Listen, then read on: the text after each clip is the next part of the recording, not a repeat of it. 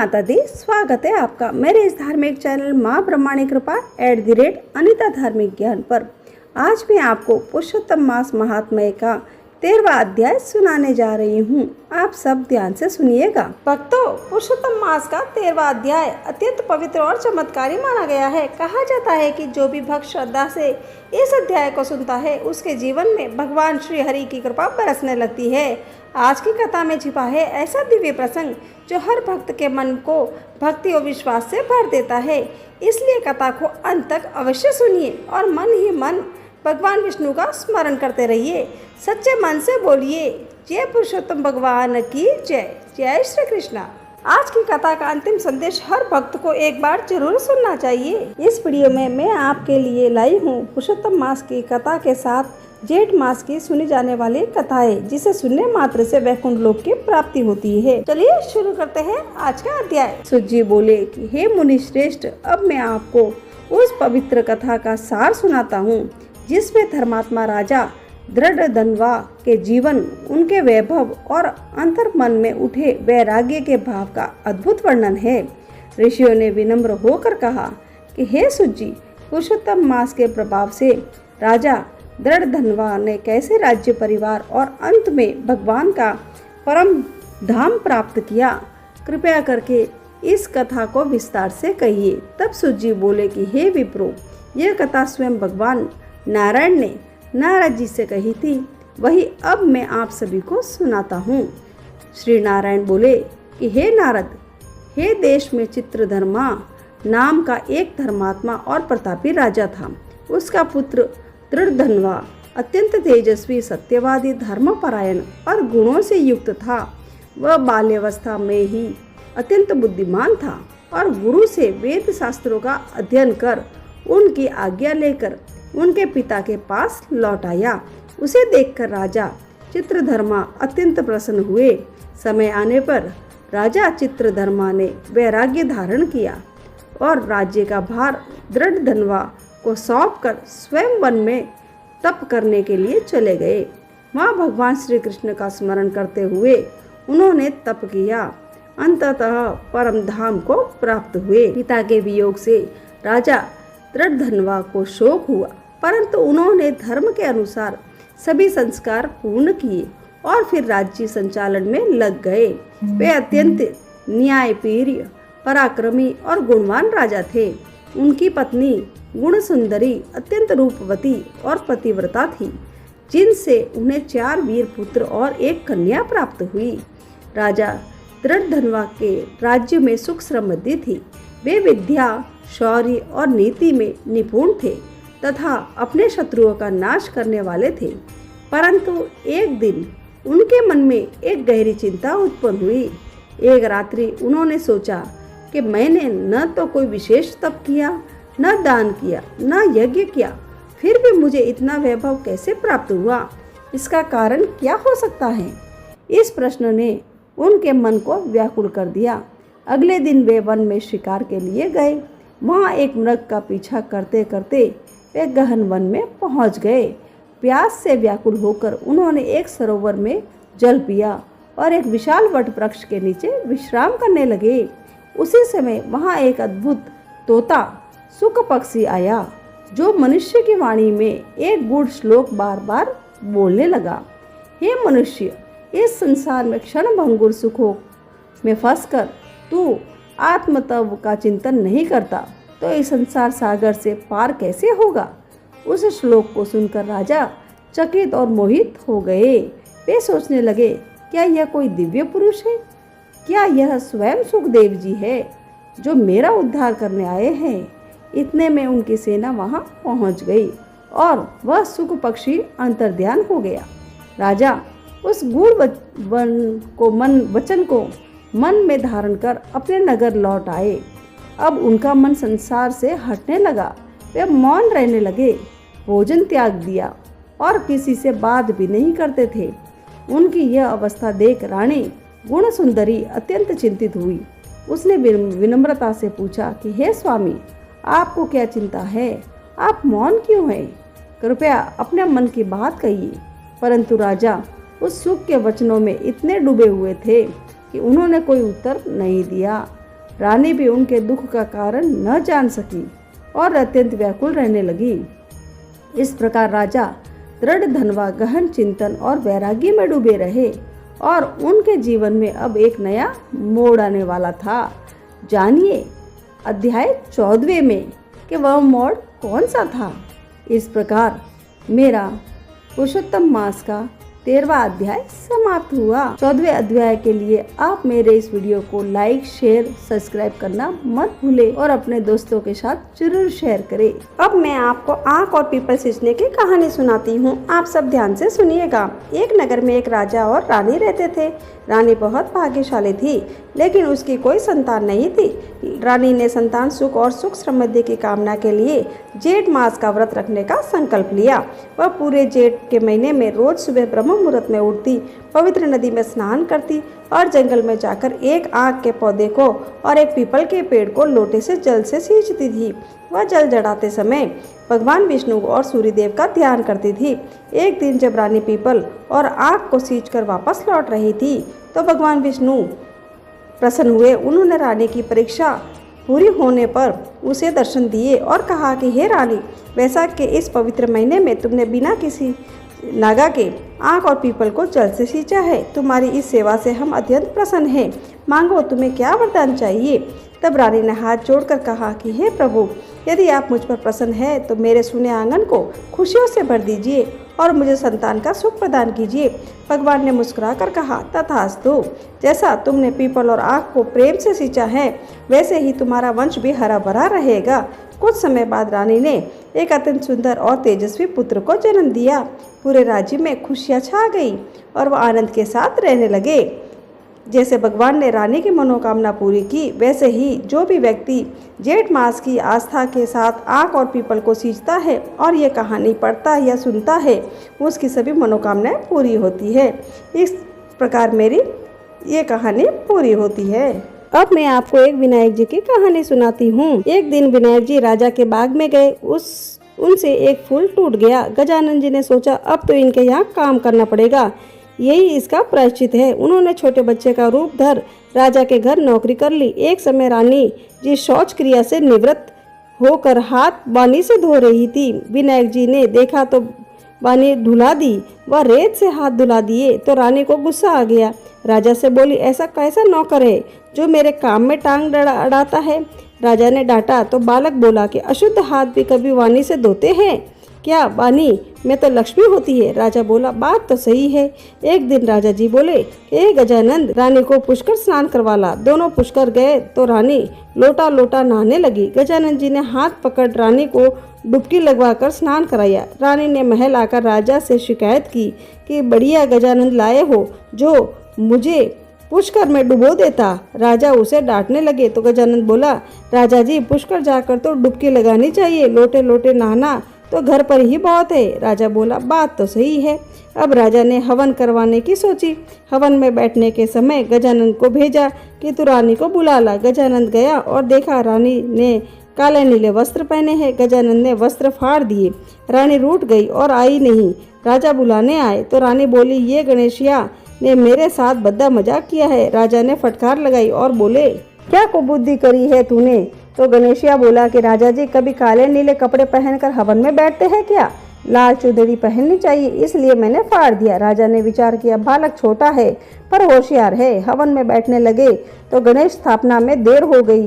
राजा ने कहा कि गणेश जी बैठाओ। गणेशिया बोला कि राजा आंखें बंद करो। इतने में गजानन जी ने दर्शन दिए। ऊंद उंदालिया, धुन धुंदालिया, ओछी पिंडिया, ए जनकारा, और राजा को खूब अन्न धन लक्ष्मी का भंडार कर दिया।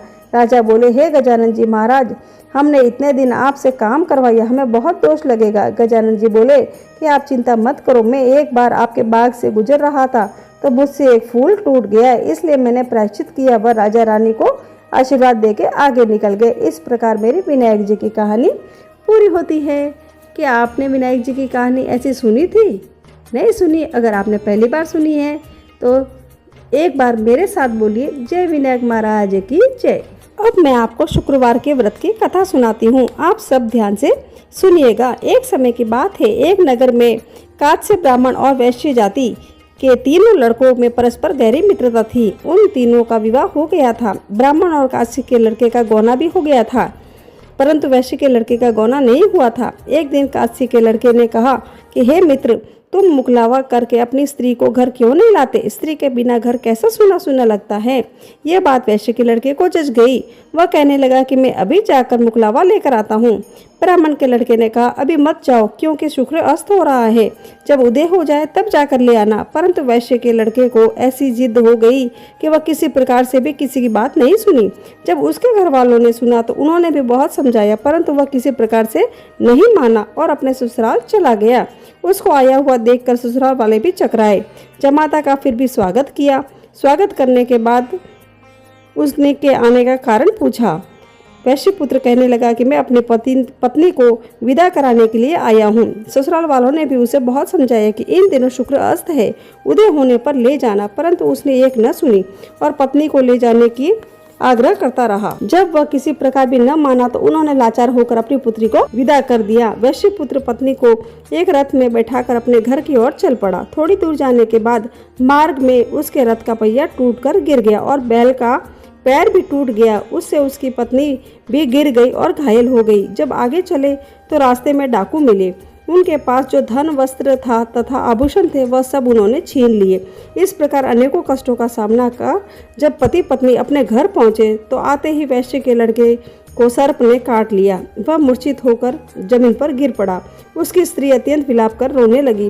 वैश्य ने अपने पुत्र को वैद्यों को दिखलाया तो वैद्य कहने लगे कि यह 3 दिन में मृत्यु को प्राप्त हो जाएगा। जब उसके मित्र ब्राह्मण के लड़के को सारी बात पता लगी तो उसने कहा, सनातन धर्म की प्रथा है कि जिस समय शुक्र का अस्त हो कोई अपनी स्त्री को नहीं लाता, परंतु ये शुक्र के अस्त में स्त्री को विदा कराकर ले आया है।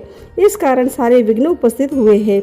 यदि ये दोनों ससुराल वापस चले जाए और शुक्र के उदय होने पर पुनः आवे तो निश्चय ही विघ्न टल सकता है। सेठ ने अपने पुत्र और उसकी पत्नी को शीघ्र ही उसके ससुराल वापस पहुंचा दिया। वहां पहुंचते ही वैश्य पुत्र की मूर्छा दूर हो गई और साधारण उपचार से ही सर्प विष से मुक्त हो गया। अपने दामाद को स्वस्थ देखकर ससुराल वाले अत्यंत प्रसन्न हुए और वैश्य पुत्र अपनी ससुराल में ही स्वास्थ्य लाभ करता रहा। और जब शुक्र का उदय हुआ तब हर्षपूर्वक उसके ससुराल वालों ने उसको अपनी पुत्री सहित विदा किया। इसके पश्चात पति पत्नी दोनों घर आकर आनंद के साथ रहने लगे। इस व्रत के करने से अनेक विघ्न दूर होते हैं। इस प्रकार मेरी शुक्रवार की व्रत की कहानी पूरी हुई। अब मैं आपको तुलसी माता की कहानी सुनाने जा रही हूँ। एक कन्या थी। जब वह थोड़ी बड़ी हुई उसको समझ में आने लगा, तब से ही वह तुलसी माता की पूजन करने लगी। उसके प्रतिदिन का नियम था कि तुलसी माता जी का पूजन करने के बाद ही खाना खाती थी। जब वह कन्या शादी के लायक हुई तब उसके माता पिता ने उसकी शादी करवा दी। कन्या को उसके माता पिता ने दहेज में भी एक तुलसी का गमला दिया। ससुराल में वह प्रतिदिन सवेरे उठती ही पूजा करती और फिर उसके बाद ही खाना खाने बैठती। उसकी 2 जेठानियाँ थीं। वो दोनों उसका मजाक उड़ाती थी कि बड़ी नियम धर्म वाली है। उन दोनों को उनसे बहुत ईर्ष्या होती थी, इसलिए वो दोनों तुलसी जी का गमला जी छुपा देती थी। वह कन्या बड़ी मुश्किल से गमला ढूंढ कर लाती और अच्छे से पूजा करती और फिर खाना खाती थी। वह गमला ढूंढ कर ले आती तो एक दिन तो उसकी जेठानिया ने क्या करा कि गमला ही दूर फेंक दिया। कन्या ने खूब ढूंढा पर उसे गमला नहीं मिला। वह बहुत ही परेशान हो गई।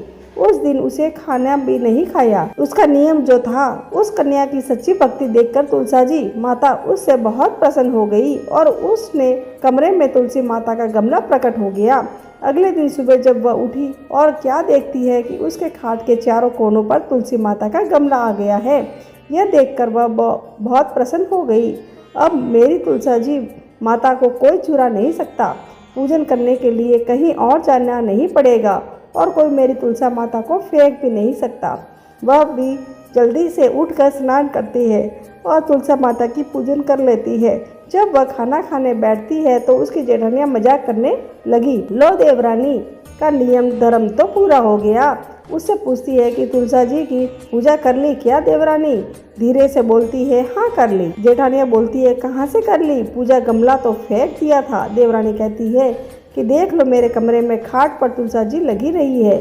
जेठानिया बहुत शर्मिंदा हुई और बोली कि देवरानी तेरी भक्ति सच्ची है रे, हमने तो तुझे बहुत परेशान किया, हमें माफ़ कर दे। देवरानी उन्हें माफ़ कर देती है।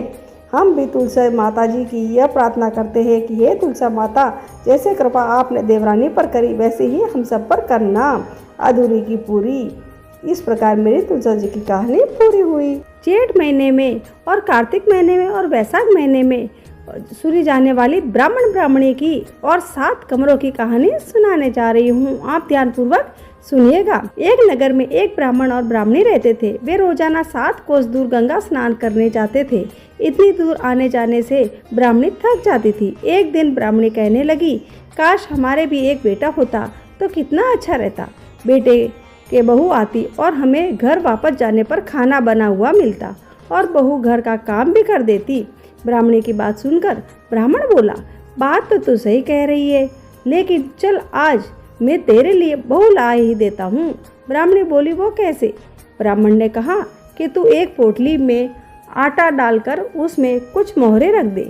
ब्राह्मण के कहे अनुसार ब्राह्मणी ने पोटली बांधकर दे दी। पोटली लेकर ब्राह्मण चला गया। ब्राह्मण अभी कुछ ही दूर गया था कि उसे नदी के किनारे बहुत ही सुंदर लड़कियां दिखाई दी। वे रेत में घर बनाकर खेल रही थी। उनमें से एक लड़की ने कहा कि मैं अपना घर नहीं तोड़ूंगी, मुझे तो रहने के लिए ये घर चाहिए। लड़की की बात सुनकर ब्राह्मण मन ही मन सोचने लगा कि बहू बनाने के लिए यह लड़की सही रहेगी। जब वह लड़की जाने लगी तो ब्राह्मण भी उसके पीछे पीछे उसके घर तक चला गया। वहां जाकर ब्राह्मण ने उससे कहा कि बेटी, अभी जेठ मास चल रहा है, इसलिए मैं किसी के घर खाना नहीं खाता। मैं आटा लेकर आया हूँ। तुम अपनी माँ से पूछो कि क्या वह मेरे लिए आटा छानकर 4 रोटी बना देगी। यदि वह मेरा आटा छानकर रोटी बनाएगी तो मैं ही रोटी खा लूँगा। लड़की ने जाकर अपनी माँ से सारी बात कह दी। माँ ने कहा, ठीक है, जाकर बाबा से कह दे कि वह अपना आटा दे दे, मैं रोटी बनाकर दे दूँगी। जब वह आटा छानने लगी तो आटे में से मोहरें निकली। वह सोचने लगी कि जिसके आटे में इतनी मोहरें हैं उसके घर में कितनी मोहरें होगी। जब ब्राह्मण खाना खाने बैठा तो लड़की की माँ ने कहा कि बाबा, क्या आप अपने लड़के की सगाई करने जा रहे हो? तब ब्राह्मण ने कहा कि मेरा बेटा तो काशी में पढ़ने गया हुआ है, लेकिन यदि तुम कहो तो खांड कटोरे से विवाह करके तेरी बेटी को अपने साथ ले जाऊं। लड़की की माँ ने कहा, ठीक है बाबा, और फिर खांड कटोरे से अपनी लड़की की शादी करके उसे ब्राह्मण के साथ भेज दिया। ब्राह्मण ने घर आकर कहा, रामू की माँ, दरवाज़ा खोलकर देख, मैं तेरे लिए बहू लेकर आया हूँ। ब्राह्मणी बोली, दुनिया तो ताने मारती ही थी, अब आप भी मानने लगे। हमारे तो कोई बेटा ही नहीं है, तो बहू कहाँ से आएगी? ब्राह्मण ने कहा, तू दरवाज़ा तो खोल कर देख। जब ब्राह्मणी ने दरवाज़ा खोला तो सामने बहू खड़ी देखी। उसने बहू का स्वागत किया और आदर सत्कार से अंदर ले गई। अब ब्राह्मण और ब्राह्मणी स्नान करने जाते तो बहू घर का सारा काम करके और खाना बनाकर रखती। वह उनके कपड़े धोती और रात को पैर भी दबाती थी। इस तरह काफ़ी समय बीत गया। ब्राह्मणी ने अपनी बहू से कहा कि बहू, कभी भी चूल्हे की आग मत बुझने देना, मटके का पानी खत्म मत होने देना। एक दिन चूल्हे की आग बुझ गई। तब बहू भागी भागी अपनी पड़ोसन के पास गई और कहा कि मेरे चूल्हे की आग बुझ गई है, मुझे थोड़ी आग चाहिए। मेरे सास ससुर सुबह 4 बजे से गए हुए हैं, वे थके हारे आएंगे, इसलिए मुझे उनके लिए खाना बनाना है। तब पड़ोसन ने कहा कि तू तो बावली है रे, तुझे ये दोनों मिलकर पागल बना रहे हैं, इनके कोई बेटा नहीं है। बहू ने कहा, नहीं, ऐसा मत बोलो, इनका बेटा तो बनारस काशी में पढ़ने गया हुआ है। तब पड़ोसन ने कहा कि यह तुझे झूठ बोलकर लाए हैं, इनका कोई बेटा नहीं है। अब बहू पड़ोसन की बात में आ गई और कहने लगी कि अब आप ही बताओ मैं क्या करूं। पड़ोसन ने कहा कि करना क्या है, जब तुम्हारे पास सास ससुर आए तो जली फूकी रोटियां और बिना नमक की दाल बनाकर दे देना। खीर का चमचा दाल में और दाल का चमचा खीर में डाल देना। वह पड़ोसन की सारी सीख लेकर घर आ गई और जब उसके सास ससुर घर आए तो उसने ना तो उनका आदर सत्कार किया और ना ही उनके कपड़े धोए। जब उसने सास ससुर को खाना दिया तो सास बोली, बहू, आज ये रोटियां जली फूकी कैसे है और दाल भी बिना नमक की है। तब बहू ने पलटकर जवाब दिया कि एक दिन ऐसा खाना खा लोगे तो कुछ बिगड़ नहीं जाएगा तुम्हारा। सास ससुर को खरी खोटी सुनाकर वह फिर से पड़ोसन के पास गई। जब बोली कि आगे क्या करना है, पड़ोसन ने कहा कि अब तुम 7 कोटों की चाबी मांग लेना। अगले दिन जब वे स्नान करने के लिए जाने लगे तो बहू अड़ गई। मुझे तो 7 कोटों की चाबी चाहिए। तब ससुर ने कहा कि इसे चाबी दे दो, आज नहीं तो कल इसे ही देना है। तब सास ने बहू को चाबी दे दी। सास ससुर के जाने के बाद जब बहू ने दरवाजे खोले तो देखा कि किसी में अन्न भरा है तो किसी में धन भरा है, किसी में कोठे में बर्तन भरे हैं तो किसी के ऊपर। सास ससुर के जाने के बाद जब बहू ने दरवाजे खोल के देखा कि किसी में अन्न भरा है तो किसी में धन भरा है और किसी कोठे में बर्तन भरे पड़े हैं। जब उसने सबसे ऊपर का 7वां खोटा खोला तो देखा कि शिवजी, माता पार्वती, गणेश जी, लक्ष्मी माता जी और पीपल पतवारी, कार्तिक के ठाकुर, राय दामोदर, तुलसा जी का बिड़वा, गंगा यमुना व 33 कोटि देवी देवताएं विराजमान है। वहीं पर एक लड़का चंदन की चौकी पर बैठा माला जाप कर रहा है। यह सब देखकर उसने लड़के से पूछा कि तू कौन है? तब लड़का बोला कि मैं तेरा पति हूँ, अभी दरवाज़ा बंद कर दे, जब मेरे माता पिता आएंगे तब दरवाज़ा खोलना। यह सब देखकर बहू बहुत खुश हुई और 16 श्रृंगार कर सुंदर वस्त्र पहनकर अपने सास ससुर का इंतजार करने लगी। उसने अपने सास ससुर के लिए अच्छे अच्छे पकवान बनाए। जब उसके सास ससुर घर पर आए तो उसने उनका आदर सत्कार किया, प्रेम पूर्वक खाना खिलाया और पैर दबाने लगी। पैर दबाते दबाते बहू ने कहा कि माँ, आप इतनी दूर गंगा यमुना स्नान करने के लिए जाती हो, आप थक जाती हो, इसलिए आप घर पर ये स्नान क्यों नहीं करती? यह सुन सास कहने लगी कि बेटी, गंगा यमुना घर पर तो नहीं बहती। तब उसने कहा कि हाँ माँ, बहती है ना, चलो मैं आपको दिखाती हूँ। जब बहू ने 7वां कोटा खोलकर दिखाया तो उसमें शिवजी, पार्वती जी, गणेश जी, लक्ष्मी जी, पीपल पतवारी, कार्तिक के ठाकुर जी और राय दामोदर, तुलसा जी का बिड़वा, गंगा यमुना बह रही थी और 33 कोटि देवी देवता विराजमान थे। वहीं चौकी पर बैठा एक लड़का माला जप रहा था। माता ने कहा कि बेटा तू कौन है? लड़का बोला कि माँ, मैं तेरा बेटा हूँ। तब ब्राह्मणी ने पूछा कि तू कहाँ से आया है? लड़के ने जवाब दिया कि मुझे कार्तिक देवता ने भेजा है। ब्राह्मणी ने कहा कि बेटा, ये दुनिया कैसे मानेगी कि तू मेरा बेटा है? ब्राह्मणी ने कुछ विद्वान पंडितों की मदद मांगी। पंडितों ने कहा कि यह पार बहू बेटा खड़े हो जाए और उस पर ब्राह्मणी खड़ी हो जाए। ब्राह्मणी ने चमड़े की अंगिया पहनी और छाती में से दूध की धार निकलकर बेटे के दाढ़ी मूछ भीगी और पवन पानी से गठजोड़ बांधे, तब मानो कि यह बुढ़िया का बेटा ही है। उसने ऐसा ही किया। चमड़े की अंगिया फट गई और छाती में से दूध की धार निकलकर बेटे के दाढ़ी मूछ भीग गई। पवन पानी में बहू बेटे का गठजोड़ बंध गया। यह सब देखकर ब्राह्मण और ब्राह्मणी की खुशी का ठिकाना न रहा। एक जेठ के ठाकुर जैसे ब्राह्मण ब्राह्मणी को बहू बेटा दिया, वैसे ही सबको देना। जेठ मास की कथा कहने, सुनने और हुकारा बनने वाले सब पर कृपा करना। इस प्रकार मेरी ब्राह्मण और ब्राह्मणी की कहानी पूरी हुई। आज मैं आपको नित्यनेम के राम लक्ष्मण जी की कहानी सुनाने जा रही हूँ।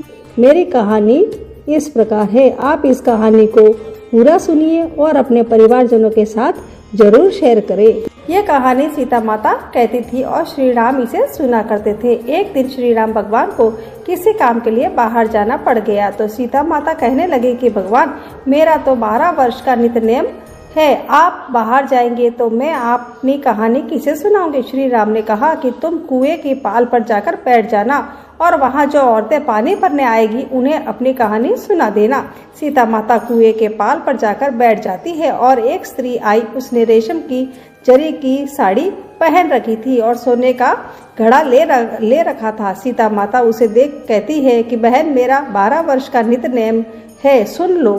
पर वह स्त्री बोली कि मैं तुम्हारा नित्यनेम सुनूंगी तो मुझे घर जाने में देर हो जाएगी और मेरी सास मुझसे लड़ेगी। उसने कहानी नहीं सुनी और चली गई। उसकी रेशम जरी की साड़ी फट गई, सोने का घड़ा मिट्टी के घड़े में बदल गया। सास ने देखा तो पूछा कि ये किसका दोष दोष है जो अपने सिर लेकर आ गई है। बहू ने कहा कि कुएं पर एक औरत बैठी थी, उसने कहानी सुनने के लिए कहा, लेकिन मैंने सुनी नहीं, जिसका ये फल मुझे मिला है। बहू की बात सुनकर अगले दिन वह साड़ी और घड़ा लेकर सास कुएं की पाल पर गई। सास को वही माता सीता बैठी मिली।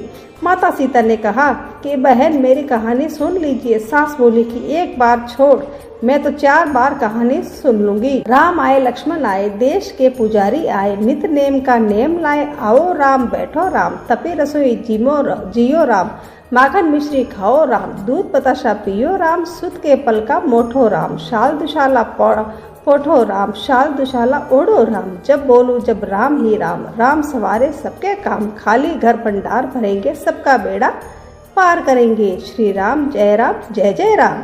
सास बोली कि बहन कहानी तो बहुत अच्छी लगी। कहानी सुनकर सास घर चली गई और उसकी साड़ी फिर से रेशम जरी की बन गई। मिट्टी का घड़ा फिर से सोने के घड़े में बदल गया।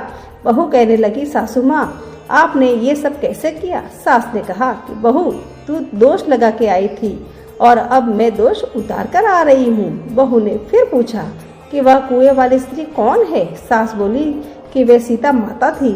वे पुराने से नया कर देती हैं, खाली घर में भंडार भर देती है, वह लक्ष्मी जी का वास घर में कर देती है, आदमी की जो भी इच्छा हो उसे पूरा कर देती है। बहू बोली कि ऐसी कहानी मुझे भी सुना दो। सास बोली कि ठीक है, तुम भी सुनो। और सास ने कहानी शुरू कर दी। सास ने फिर से कहा, राम आए लक्ष्मण आए, देश के पुजारी आए, नित नेम का नेम लाए, आओ राम बैठो राम, तपी रसोई जियो राम, माखन मिश्री खाओ राम, दूध बताशा पियो राम, सुत के पल का मोठो राम, शाल दुशाला पोठो राम, शाल दुशाला ओढ़ो राम, जब बोलूं जब राम ही राम, सवारे सबके काम, खाली घर भंडार भरेंगे, सबका बेड़ा पार करेंगे, श्री राम जय जय राम। कहानी सुनकर बहू बोली कि कहानी तो बहुत ही अच्छी है। सास ने कहा, ठीक है, इस कहानी को रोज कहा करेंगे। अब सास बहू रोज सवेरे उठती, नहाती धोती और पूजा करने के बाद नित नेम की सीता जी की कहानी कहती। एक दिन उनके यहाँ एक पड़ोस की औरत आई और बोली कि बहन जरा सी आँच देना। तो वह बोली कि आँच तो अभी हमने जलाई ही नहीं है। पड़ोसन ने कहा कि तुम वह सुबह 4 बजे से उठकर क्या कर रही हो? फिर उन्होंने कहा कि सुबह उठकर हम पूजा करते हैं, फिर सीता माता की नित नेम की कहानी कहते हैं। पड़ोसन ने उसकी बात सुनकर फिर से कहा कि सीता माता की कहानी कहने से तुम्हें क्या मिला? वे बोली कि इनकी कहानी कहने से घर में भंडार भर जाते हैं, सारे काम सिद्ध हो जाते हैं, मन की हर इच्छा पूरी होती है। पड़ोसन कहती है कि बहन ऐसे कहानी तो मुझे भी सुना दो। फिर वह बोली कि ठीक है, तुम भी कहानी सुनो। राम आए लक्ष्मण आए, देश के पुजारी आए, नित नेम का नेम लाए, आओ राम बैठो राम। सारी कहानी सुनने के बाद पड़ोसन कहने लगी, बहन कहानी तो मुझे बहुत अच्छी लगी। अब वह पड़ोसन भी नित नेम सीता माता की कहानी कहने लगी। कहानी कहने से सीता माता ने पड़ोसन के भी भंडार भर दिए। अब तो पूरे मोहल्ले में नित नेम की कथा चल पड़ी, हर किसी की मनोकामना पूरी होने लगी। हे सीता माता, जैसे आपने उनके भंडार भरे वैसे ही आप हमारे भी भंडार भरना। कहानी सुनने वाले के भी और कहानी कहने वाले के भी भंडार भरना। बोलो माता सीता की जय, बोलो श्री राम भगवान की जय, राम लक्ष्मण जान की जय, बोलो हनुमान की। इस प्रकार मेरी राम लक्ष्मण सीता माता की नित नेम की कहानी पूरी हुई। हर व्रत कथा के साथ पढ़ी और सुनी जाती है। यह एक पौराणिक लोक कथा। इस कथा के अनुसार अगर सब कहानियों के पीछे अगर हम तपसी लपसी की कहानी नहीं कहते तो हमें कहानियों का फल नहीं मिलता। इसलिए अब मैं आपको तपसी लपसी की कहानी सुनाती हूँ। एक तपसी था, एक लपसी था। तपसी हमेशा भगवान की तपस्या में लीन रहता था। लपसी रोजाना 1.25 सेर की लापसी बनाकर भगवान का भोग लगाकर जीम लेता था। एक दिन दोनों लड़ने लगे।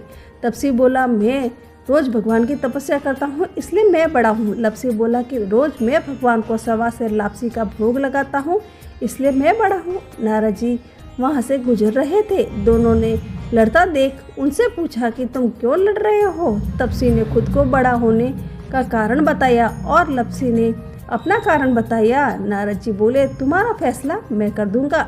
दूसरे दिन लप्सी और तपसी नहाकर अपनी रोज की भक्ति करने आए तो नारद जी ने चुप कर 1.25 करोड़ की एक एक अंगूठी उन दोनों के आगे रख दी। तपसी की नज़र जब अंगूठी पर पड़ी तो उसने चुपचाप अंगूठी उठाकर अपने नीचे दबा ली।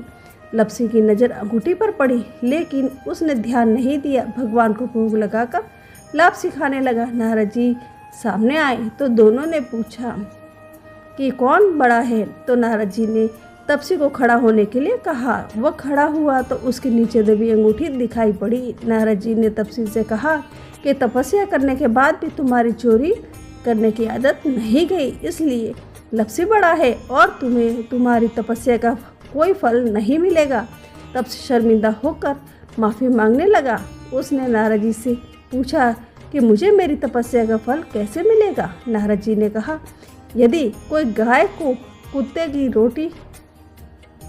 कुत्ते की रोटी नहीं बनाएगा तो फल तुझे मिलेगा। यदि कोई ब्राह्मण को भोजन करवाकर दक्षिणा नहीं देगा तो फल तुझे मिलेगा। यदि कोई साड़ी के साथ ब्लाउज नहीं देगा तो फल तुझे मिलेगा। यदि कोई दिए से दिया जलाएगा तो फल तुझे मिलेगा। यदि कोई सारी कहानी सुने लेकिन अंत में तुम्हारी कहानी नहीं सुनेगा तो फल तुझे मिलेगा। उसी दिन से हर व्रत कथा कहानी के साथ तपसी और लप्सी की कहानी भी सुनी और कही जाती है। भक्तों, पुरुषोत्तम मास के 13वें अध्याय की ये पावन कथा यहीं पूर्ण होती है और इसके साथ में हमारी सारी कहानियाँ भी समाप्त होती है।